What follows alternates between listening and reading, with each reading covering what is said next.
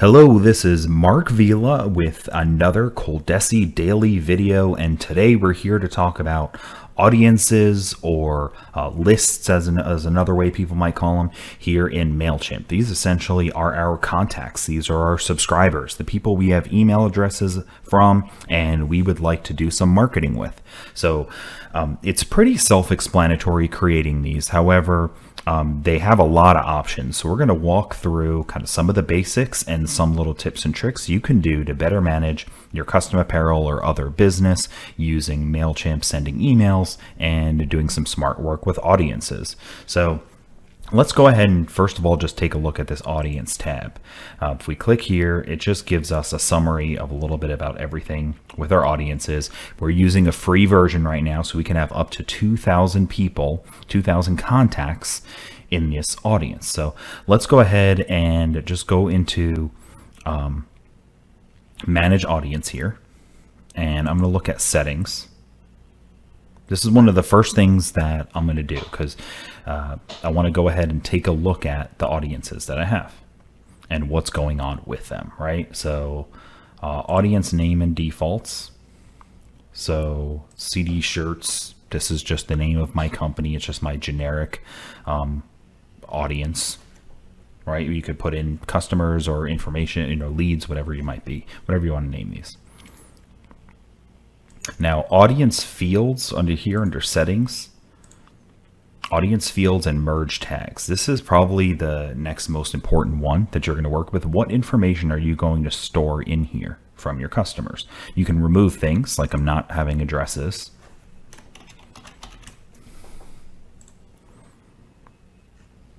And you can remove those. Remember, when you remove them, that information is gone from there. So it's great to set up this from the beginning.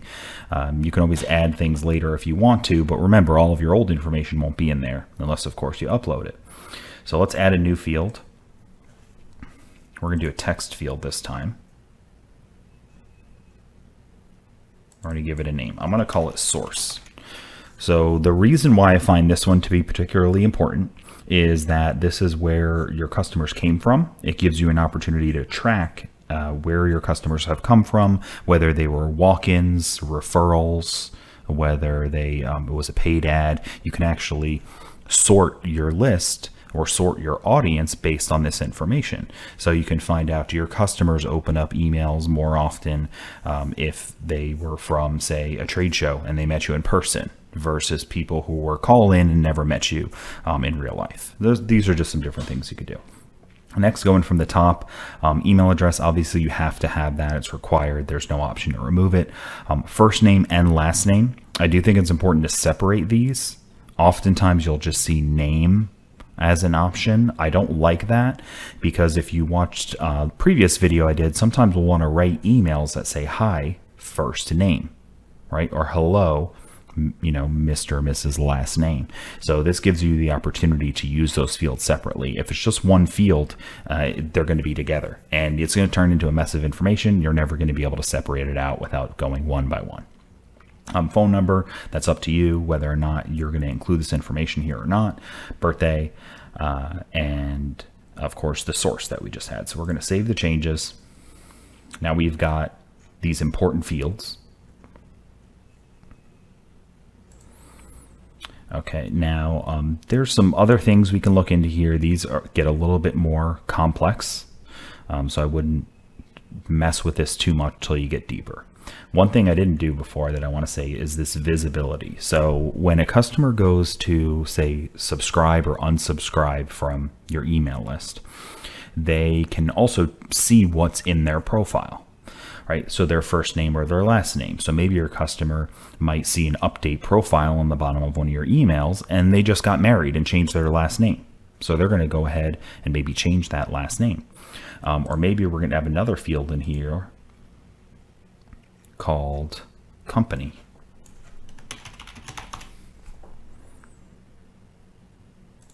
And they might have changed the name of their company. They'll want to update that in there. And you don't think that this happens too often, but you'd be surprised. People will go in there and update their profile.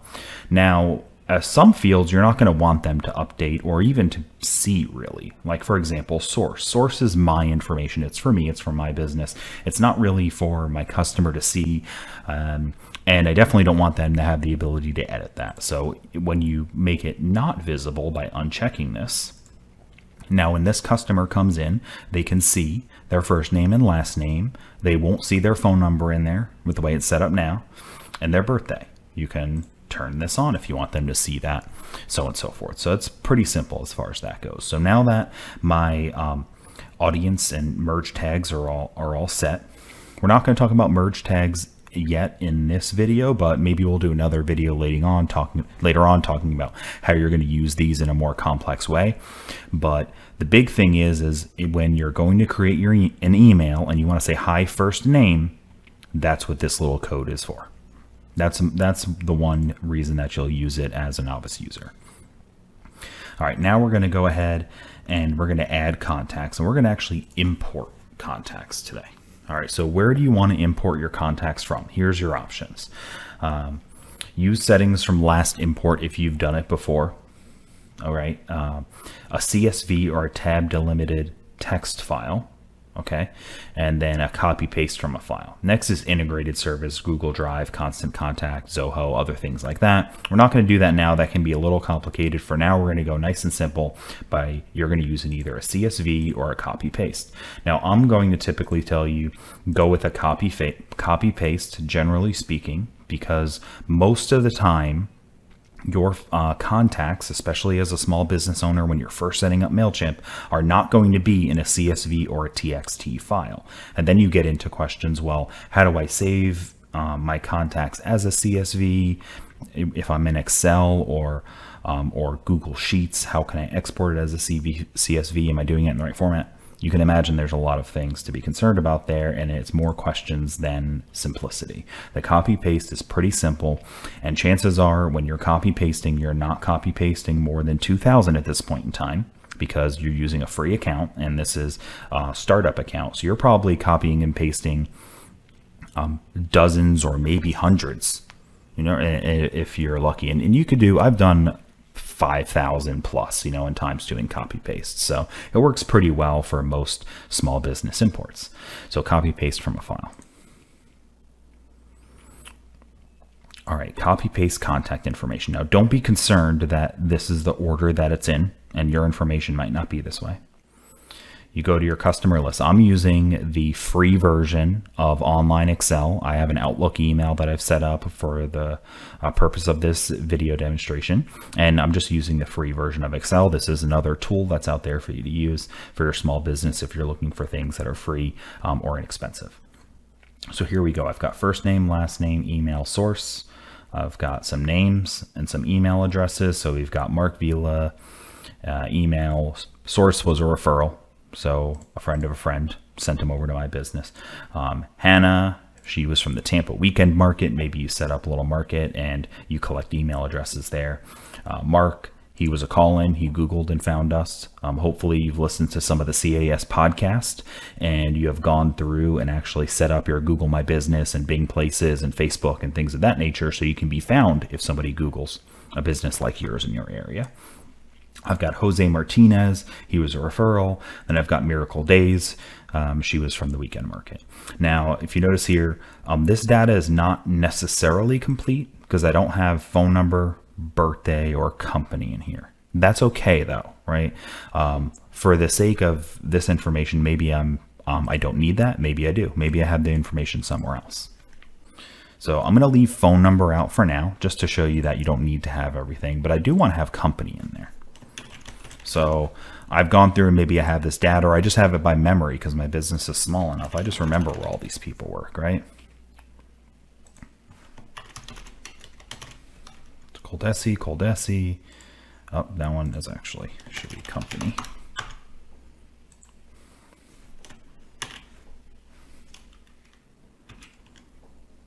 Jose, he works at Market Street Shop, so.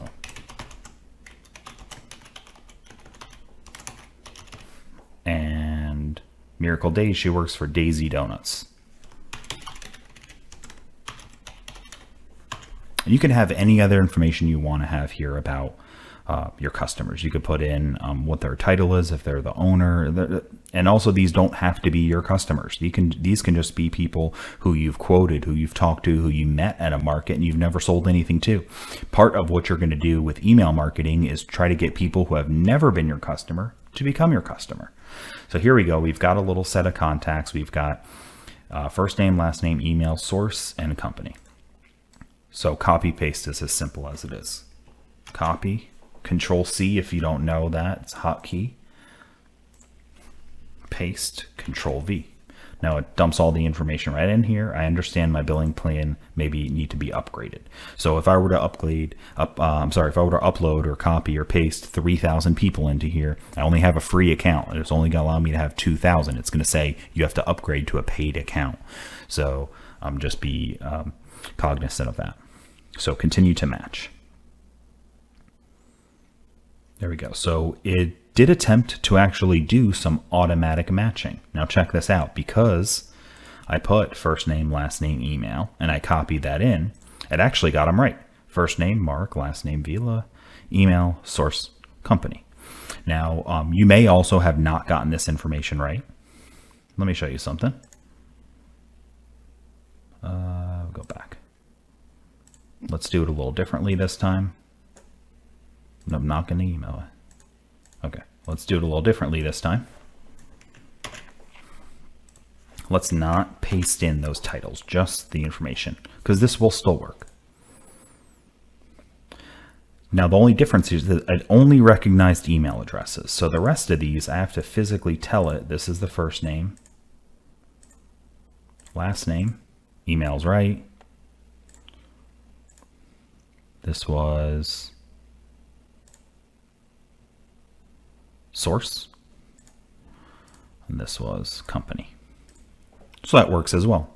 In addition to that, I may have had more information in this sheet. I might have had a previous order number, totals, address. I might have more information that I've put in this Excel sheet. I can choose to skip some of those. So if I didn't want to put in company, I would just hit skip and it would actually not import that information in. So once you've got the fields that you want, you continue to organize. Okay, now you can add or create a tag. This is something interesting. You can tag these specifically. So one thing you might do is if you're just importing customers, you can actually create a tag. A tag is a way to bring up all people in one scenario when you want to send an email. So let's just say these are customers. I can actually tag them as customers. Now I'm going to show you a bit what this means. Another thing that I can choose is if any imported contacts are already in your audience, will automatically update their information. This is something you want to check or not. If you don't check it, it's not going to do anything with those people. It's going to say Mark Vila is already in here, not touch it. However, I do want to update it because when I did my test earlier, I didn't include company, I didn't have this customer tag, I didn't have the referral source. So now when it finds Mark Vila in there, it's going to go ahead and update everything. So let's go to update existing contacts. Continue to review. And it's going to tell I'm copy pasting. I've got 5 people in there, tags, etc. Import. This is going to be pretty quick relatively. If you're doing thousands of them, it might take 5 minutes. So here we go. We've got all of our contacts in here. Now, one thing that we noticed here is that remember how I said about updating contacts versus not? I've got a Mark Vila contact in here, and I've got another one. They're different email addresses, though, right? Email addresses are unique. There's only one of every email address that exists in the world. You cannot have 2 people with the same exact email address. However, we know there's a lot of Jose Martinez's, there's a lot of Mark Stevenson's. There's probably a handful of Hannah Ragos out there too. Probably less Miracle Days. But these can be 2 separate people. They also might be the same. So in a scenario like this, I can go ahead and unsubscribe, or I can archive a contact if I meant that I want this to be the main contact and not this one. Hopefully that makes some sense. That's pretty simple. Now I'm going to go ahead and do a couple things. I'm going to go ahead and go into Jose just by clicking on him. and I'm going to see all of his information right here, who he is. This will also be if he's been sent an email, if he's opened it, all of his profile information, if he's tags. I'm going to untag him as a customer. And I'm going to add, I'm going to say quoted. Why not? This is somebody I've quoted, but they're not a customer. All right. I'm also tag him as business owner because he owns the business. And that's it. You can get creative with this stuff. You're going to have to develop your own method, but I recommend the thought process behind this is create tags for people you would potentially want to bring up in a list later or email later. I want to email all of the owners of businesses. I want to email all the people that I've quoted that are not customers. I only want to email customers. Envision that. You can always add, remove tags. You're going to make mistakes on creating the stuff because there's so many options out there, but just start doing things and you'll learn. Let's go through here. I'm going to right here, go to the next one, Miracle. I'm going to remove her out and I'm going to add her. She's also a business owner. And I'll go over to Mark Vila, and there's no tags for him. This is my original one. I'm going to make him a business owner. I'm also going to make him quoted. And there we go. Now let's go back to our audience by going back to CD shirts here. Now we'll do one thing. We'll create a segment, and then we'll show you quickly how you can utilize these. So I'm going to say new segment. Okay. So there's a lot of options here. I'm going to go into tags. Tags, contacts is tagged as customer. Preview the segment. And here we go. I'm showing the people who are tagged as customer. I'm going to save the segment and I'll call it customers. We'll do it once. We'll do one more.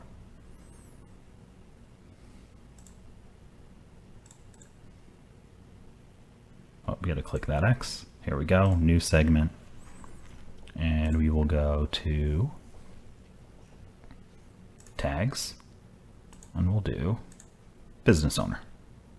Preview segment. You see my 3 business owners. Save it. Owners. All right. So let's go ahead and create a quick campaign. And we're going to create 2 different we could create 2 campaigns, one going to customers and one going to all business owners, right? So let's go to do an email. Customer, thank you. Let's thank everybody for being a customer of ours in 2020. Say could be a year-end email. So who are you going to send it to? Edit recipients. The audience is CD shirts because I only have one audience right now, but I want to send it to a specific segment. Now what's interesting here is I can send it just to people tagged, right? And I can also send it to my segments. Let me show you actually something that's going to be a little bit different about that real quick. Do one more thing in these segments. Manage audience, manage contacts. View all my contacts. Let's add one more thing to this segment. Let's edit this segment. They're tagged as a business owner. They're also tagged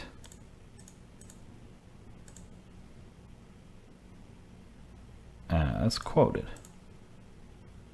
Preview segment. There's only 2 this time. Save.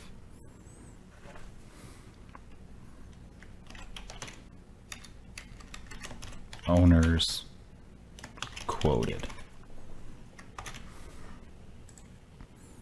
All right, now let's go back to that campaign. Customer, thank you. All right, so who am I going to go to? Let's just go ahead and look at a few of these. So customers, if I look at that, save it, it's going to go to 3 recipients.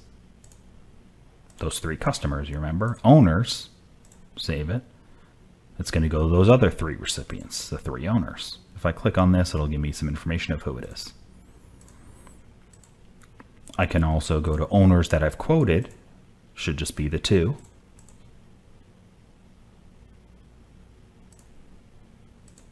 And then I can also just pick a tag like just customers.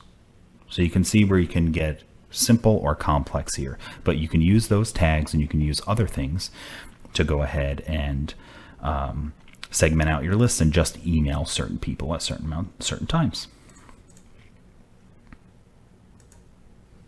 Okay, so let's go ahead and go back to audience real quick and just do a final look here. Here's our 6 people. We can see now a summary of our different tags that we have in here. We can, and they even let you do things directly here with these tags. You can view all the tags, and now if you upgrade, you can see some more things within here as well. So hopefully you've learned something about audiences and your contacts in MailChimp. This is something that can get really complicated, and you can go down a deep rabbit hole on this. I promise you. I've been there, and I am there still. But what I would recommend is, one, copy pasting contacts in as often as you can. Make sure that you're keeping that up to date. Use tags whenever possible, and as early on as you can, consider what your future self might want to see when you're looking at your contacts that you're going to import. Like, for example, first name, last name, email might seem simple enough, but thinking to my future self, wanting to know the source and the name of their company might be a really big help too. So hopefully you've learned something really good. Thank you for watching another ColDesi daily video on using MailChimp for your custom apparel business.